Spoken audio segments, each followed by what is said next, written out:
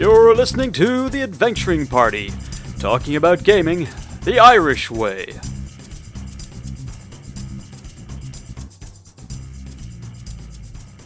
Welcome to the party. I'm Warlord Scarr. I'm Dave. And I'm still Savage. How are y'all, folks? Okay. It's chronologically in time that you guys out there in listener land won't appreciate. It's been a while since I've been able to sit down with the guys, so I'm looking forward to chewing the cud tonight. Maybe talk to us about your hobbies you've been getting up to in the intervening time. Oh, I have no time for hobbies. No. It's all work and and bloviating over here, you know. But yeah, there's certain things I like to do. A little gardening, a little woodworking here and there. Little praying to Almater, the god of all fists, or perhaps singing in the local tavern. If my local shower counts, and you can sometimes find me there with a beer in hand, then yeah, singing in the local tavern has long been a popular pastime of mine. I think there's even a few avatar pictures of me somewhere that'll attest to that. But enough about me. What about you guys? What are you guys bringing to the table? What, in fact, are we bringing to the table to discuss tonight? Well, I've had a thought lately, and this is, again, sort of inspired by my usual habits of going around the RPG blogosphere and seeing stuff. And one of those recurring topics that seems to come up every couple of years is the idea of, like, religion for characters who aren't clerics and paladins, or your sci-fi future or hard-boiled noir equivalents. And the idea going that, well, what's to stop religion being a major part of your fighter, or net hacker, or space jockey's life? There's absolutely nothing stopping religion being a major part of any character's life, but we seem to have it get relegated to the role of the dedicated priest class, or the dedicated holy warrior class, or Jedi, or what have you. But then I got down to thinking about this a little bit more, and you could say much the same about almost any of these archetypes. It seems like we have this really bad habit of connecting what should be universal character options directly into our character archetypes we play in RPGs, and just never consider putting them into any old character. Because those archetypes can end up as stereotypes, or drawn into that much more limited field. And I was I remember early enough in my D&D experience, when the GM mentioned to me playing a paladin that there were religious fighters, in the world, and I just found that a very interesting concept, because I suppose I had assumed at the time that if I'd wanted to play a religious melee type, I'd be playing a paladin, and that was it. And the thing is, even the cleric has some martial ability in D&D. But it does seem that there's a bit of a straitjacket in people's heads, including my own, about what types of people go into what types of class, or or even in classless systems, what sort of roles personalities end up towards, which is less unnatural sounding, but still, a little stereotypical. It's interesting to think about it, because it's not like we're short of any good examples in popular fiction where we draw so many ideas for role playing. Gurney Halleck from the Dune series, or the first book at least, pops into mind. The house swords master and weapons master for the Atreides. But of course, Gurney's distinctive personality trait was that he had a lyre or a lute or something that he'd play, and he'd sing. And this was completely at odds with the fact that he wasn't a bard, he was absolutely a swords master. but he could often be found plucking on a musical instrument in some of the scenes in the books and movies, and it's always featured. It's almost always featured in any film or TV adaptation, showing him that he's quite fond of plucking out a tune, despite the fact that it's got absolutely nothing to do with what makes him important. Well, people are more than their day job, I was going to say, but even if somebody has a vocation that is dominates their life to a large degree, they're probably still going to have other hobbies, like a cleric who enjoys gardening when he has the opportunity, like that sort of thing. It's funny because history gives us plenty of examples of holy men who pioneered in other fields. Gardening being a great one.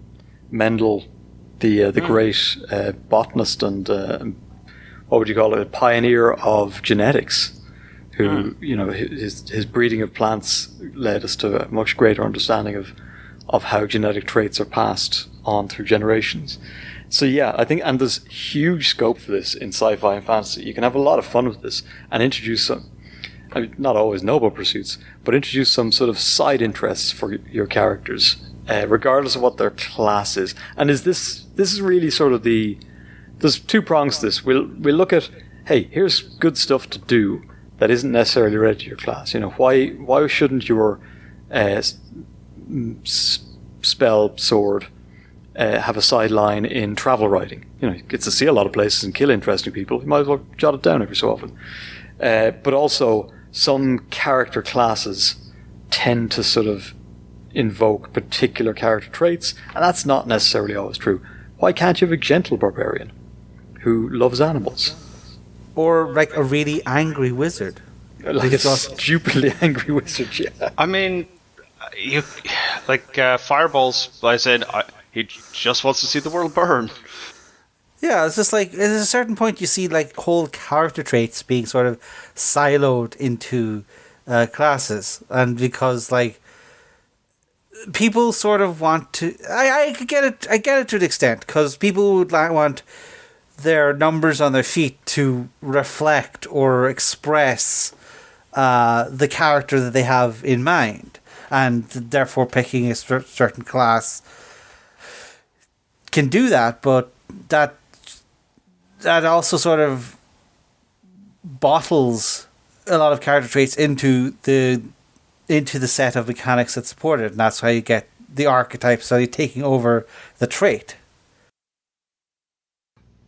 Okay, well, just to illustrate our point, let's play a quick word association game. Here we go. I'm just going to name a class. So if I say fighter, sword. I say sword. Sword. Okay.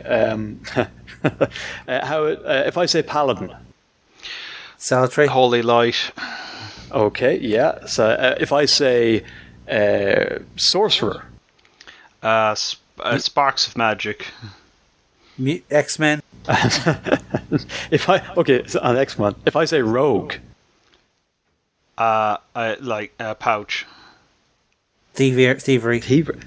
Why pouch? Also an X-Men. Why a pouch, Dave?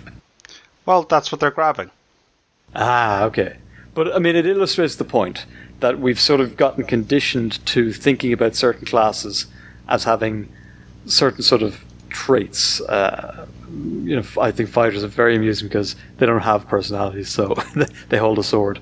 But yeah, clerics, holy warriors, wizards are old and kind of bookish, and rogues are a bit devious. But it's not necessarily the way we should think about. I mean, presumably when people come up with character ideas, they don't just go, "Oh, okay, I'm going to play this race, this class, and that'll sort of dictate everything this character should be about." It can be that way if you're in a particularly simplistic mood and you don't want to devise a great in-depth and quirky personality for your dude. It's great shorthand, yeah, absolutely. Yeah.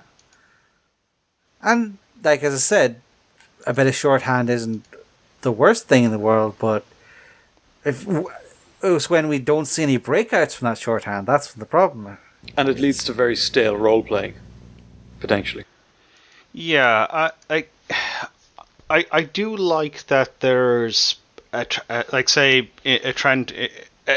There seems to be more of a trend in modern games to give role-playing prompts, like even things like roll on this table and for personality traits, or Fifth Ed has its its various backgrounds, yes, and yeah, like there's like I mean yeah, giving somebody hooks to decide between for their character to get into this whole role playing mindset. I mean, that's a good thing as opposed to just raw mechanics, which let's face it, has been foisted on people in more than one game system. Yeah. Okay, so I think the religion thing is where you came in on the Scarr, right? So and I think it's really, really interesting because it's a great place, like, because you got clerics and what's the other, and paladins. They tend to dominate our thinking around religion in role-playing games. But generally, everybody in a sort of medieval or quasi-medieval society is going to be asked, well, what god do you worship? At least a character creation. And it no harm. It's always a good trait, I think, to kind of explore. Because while paladins and clerics are the experts on religion, or at least their version of it, it's no harm to know a little bit about what god you're meant to be following, even if it's an imperfect understanding. And maybe play with that a little bit. When your dwarf ranger swears, who does he swear to? When you're desperately in trouble, who might he sort of mutter under his breath, beseeching for aid, even if he's not using some mechanical guide my hand or seek divine intervention spell or mechanic. It's a really good way of introducing a little bit of what anchors the setting and the sort of the period nature, and then the character itself. That ranger just prayed to a god. I've long time since I heard anything like that. Okay, that's kind of interesting.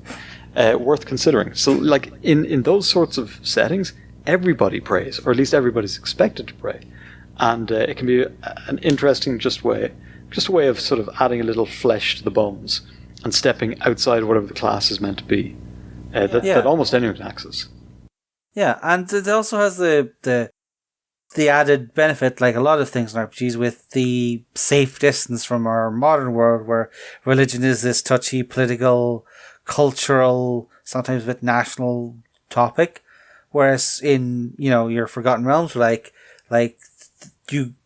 it's very normal for every single house in the village to have a different patron god, and maybe a lot of people will give services to multiple gods.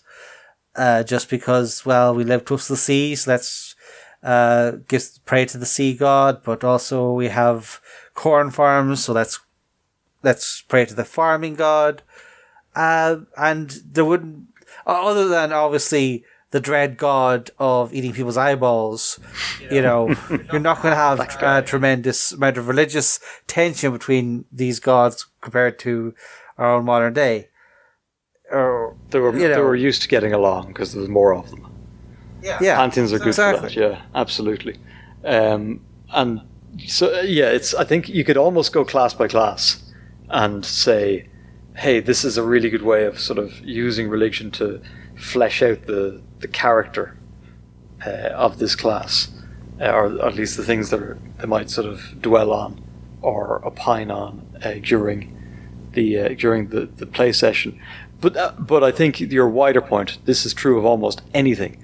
A warlock with an interest in gardening is, having taken down a hellhound, might be sort of like, I've been experimenting with hellhound manure. It's really good for getting seeds going, but do not ever put it in your compost. And the other players are going to remember. That. The GM might pick up on it and do something with it. It's it's just one of those things you can it's not just druids who get to plant seeds, right? Yeah. You might have a ranger who makes a point of planting seeds wherever they travel, so long as there's any bit of soil like that could sustain it. Kind of makes a track of where they've been, but it also, like, might also be a thing where, we're trying to take the land back from the forces of darkness who don't want anything green or good growing here. Yeah. Or some kind of sorcerer just really likes nature. Maybe he thinks that his sorcerer's powers are descended from dryads or something, and he sort of experiments with nature as his way of getting around. Just discovering a bit more about the natural world. That's absolutely something lots of people can do. Another big one is, of course, singing, which we classically associate almost entirely with the bard. And similar sort of pop star-like classes, and sort of feed into the stereotype of, the big virtuoso / Lothario bard. But, like, music is a massive part of life for almost everyone. There's absolutely no reason your barbarian can't have a baron slung somewhere on his pack alongside his battle axe. Yeah. No, I get sort of the maybe a part of this where it's because, not all gamers are amazing singers or have a baron on their pack that they can bring out to the table to actually turn the music into a big note to the character. But then again, most bard players don't actually sing. They just sort of say, I roll my singing check. I got a 27 on singing. As per usual, all the ladies in the bar love me. I would, in fact, I'd actively discourage it. I think, yeah, most people probably not great singers. It takes a bit of practice. Although, who can't bang out a chorus to I've Got Friends in Low Places? But yeah, it'll take up a lot of time, and it can be quite grating for other people. So no, like, it's like if I said my sorcerer is an absolute lush, and every chance they get to drink, they'll drink. That doesn't mean I'm going to start banging back the 40% stuff, 80 proof for our American audience, at the table. I'm role-playing, I'm pretending to do things. I'm not actually required to engage them. So yeah, singing at the table, unless the player has a proven track record in great improv and can carry a tune, not necessarily, willing to spend any time listening to that. So I think this is more about adding to the description of the player or the character. Yeah, like you give these things, it's like, it doesn't have to be much. You just say, okay, when we settle down at the camp for night, Wolfgar, my fighter, gives the ballad of his people just to pass away the hours, and passes around a wineskin or something, and it's just a character beat, it's a character moment, and it can be a motif that comes up where he gives a different part of the song each night, and there's a different tragedy-filled tale of lost love and people being eaten by dragons or whatever. The tribes, no happy songs. Yeah, it's great. A campaign fighter who's seen many a war might have plenty of martial tunes to sing as the party marches. And they can give an insight to if you have a culture you'd like to highlight. Maybe your culture sings about death, or maybe it sings about life. Are you have a whole bunch of traveling songs, or do you have a whole bunch of I want to go home songs? That's a nice bit of culture insight to your character's background that you can throw in. Anyone? And you could your character could expand their repertoire of tunes and ditties as they travel, as in swap. Like after one particularly raucous night, they may think, "Geez, that was a great tune that elf was on about. How did it go again?" And they might add that to their to their usual repertoire. And ultimately, I think this serves a purpose that so many other things good players are always looking to do, is feed something to the GM to work with. I know you're this race. I know you're this class. If you're this race, I can throw in antagonists that you might be traditionally sort of against. I can throw in plot hooks that might appeal to the things that class is interested in or good at. But if I know something else about your character, then I can throw in plot hooks. I can throw in correspondence from pen pals if you're an avid writer, despite the fact that you're a wizard. No, not a wizard. Wizards write all the time. What am I talking about? A ranger. A ranger, because they're always traveling around, so letters find them at odd times. And that could be a great way of introducing plot hooks, introducing little sort of side quests, or even major plot points as giving you different avenues. It's not just some NPC runs up to you and tells you things like, "Hey, you got a letter, or you heard a song mentioning a friend of him who's died," or something like this. There's lots and lots, I think, that if you do this with your character, if you stop allowing yourself to fall into that funnel of barbarians angry, wizards beardy, rogues sneaky, and start to think about, well, what sets this one apart? Then you're going to have more compelling characters. They're going to be more interesting to play with for other players, and your GM is going to find lots and lots of stuff there. And now you gotta temper this. You can't be all of the opposite things all the time. I think that's probably over-egging it. Yeah. Oh yeah, no, that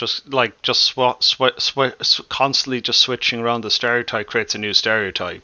Gentlemen, any further thoughts, like as we come towards the end? Well, the spirit of Owen haunts us all constantly, so we should possibly talk about sort of the mechanics of playing against type. Because one of the big reasons why you don't see, say, a book smart fighter or a really inventive ranger who makes little figurines, wind up figurines. A lot of the reasons we don't see that is because often these things are given mechanical weight. Like you haven't increased your intelligence, therefore you cannot be encyclopedia master. Or you haven't increased your charisma, so your singing is automatically crap, and other reductive things like that. Now, obviously, with a bit of thought and a bit of disconnecting mechanics from background details, you can get around that. But there is sort of this soft discouragement from investing in something for flavor when it might have a mechanical effect. I don't. Do we know good RPGs that get around this problem? I feel like you got an answer waiting, but go on. Mech Warrior has a solution in that the life path means that you're going to pick up some skills which aren't immediately useful in a battle mech fight. You're going to have there are literal hobby skills. There are interests. They could be things like a planet's politics or Martian breweries. And so there's absolute you systems which have a pool assigned to just interests, I think, is one way around it. Another is to make skills so broad that they can mechanically be used for hobbies, like say nature or survival in 5th ed used for that sweet gardening, that sort of thing. So to the first part of your question, I don't necessarily think that this is something that has to touch on mechanics particularly. There's nothing mechanically that says that you can have a bookish barbarian. Like, he doesn't have to be a particularly fluent reader or even fast reader. So his intelligence score doesn't necessarily have to be very high. He might just really like books because they're easy to transport in their thin pages. I'm not sure that you have to have that linkage between this is something important about my character's personality, therefore it has to be on the character sheet in some way that I've spent resources or points or committed to. The second part, can I think of anything good? No, not off the top of my head. I don't know of any systems that are particularly good in this one way or another. I know there's profession and background skills that sit at the sides of lots of systems, but nothing I feel like is terribly noteworthy. But I mean, where are you landing on this, Shane? I definitely do think that you need to think about sort of traits as being better from skills. Like as I said, yeah, you don't need to be great at something. It's just you don't need to be like the expert, but unless you are like actually making a part of your character that you solve your problems through. Thing like your character can't cast these spells, but still is versed in magical theory for whatever reason. And then in that case, but that's maybe a more extreme example. But there are games which sort of put things instead of into skills, you put something into a trait. The one that comes to my mind right now is Scarlet Heroes.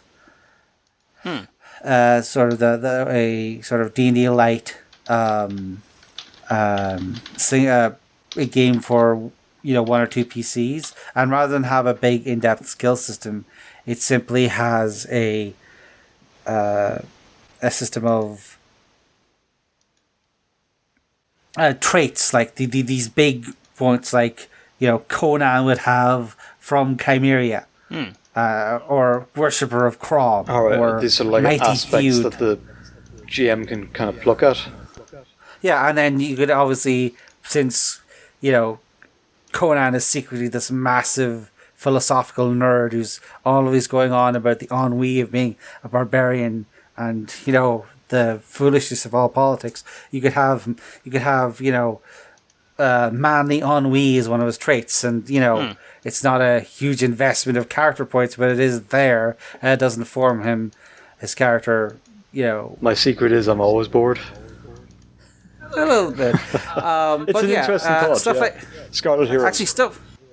Actually, now that I think about it, stuff like Fate is actually good for this. No, as soon as you mentioned it in that context, it's like Fate's big in it. Like the problem with that is that it does tie what we've kind of thought of it as. There's actually a very good argument for this. Instead of it being an incidental side piece, maybe it is something that forms a core part of the character and can be picked on in one of those kind of aspect driven systems, so that the fact that you're an avid gardener is kind of important mechanically, because it can confer bonuses and it can also be used to distract or delay or somehow hinder the character by the GM. But of course is giving the GM something to work with, so net positive, I guess. And also on the GM's end, the GM could just sort of not ask for like big complicated dice rolls if it's meant to just be a character forming thing.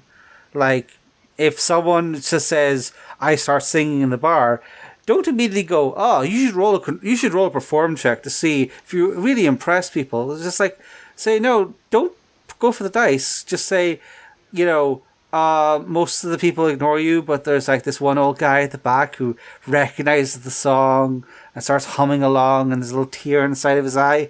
That's the kind of thing a GM should be throwing into this mix if you want to encourage this sort of out-the-box behavior. Don't punish it with dice rolls if it's just meant to be a matter of expression and adding depth to the role-playing. Ease off and just sort of, let the character's interest be the character's interest. Yeah, absolutely. That's a pretty good way of settling on that one. Dave, any final thoughts? Any final thoughts? Encourage it. It would be my leaning, as in, characters should have more going on than just I'm staring into the night while I wait for the next battle. Yeah, there's a bit of that blank wall sort of stuff if you're entirely sort of focused on mechanics. I think we haven't really talked about how it might work in modern and futuristic settings, but I think the same applies, especially the religion thing. There's absolutely no reason that your sort of rigger style Belter astronaut can't be a dyed-in-the-wool Rastafarian. In fact, I think there's some. Or your elite hacker might just have gardens next to their deck. Absolutely. Go nuts with it, folks. It's not about being quirky. I think it's just about adding extra dimensions to your character And Richness. religion's a great jumping. Yeah, richness, exactly. It's that, yes, that extra depth of the flavour. Religion's a great jumping off point, but as Scarr pointed out at the start, that's only the very top level. You can go deeper, and you can get pretty kind of invested in it as well once you've latched onto something that makes a character a bit more memorable than the 7th bard I've played. Alright, so we'd love to hear about your inverted commas quirky characters on our Discord. See the show notes for a link. But until now, having done our party tricks, this party's over.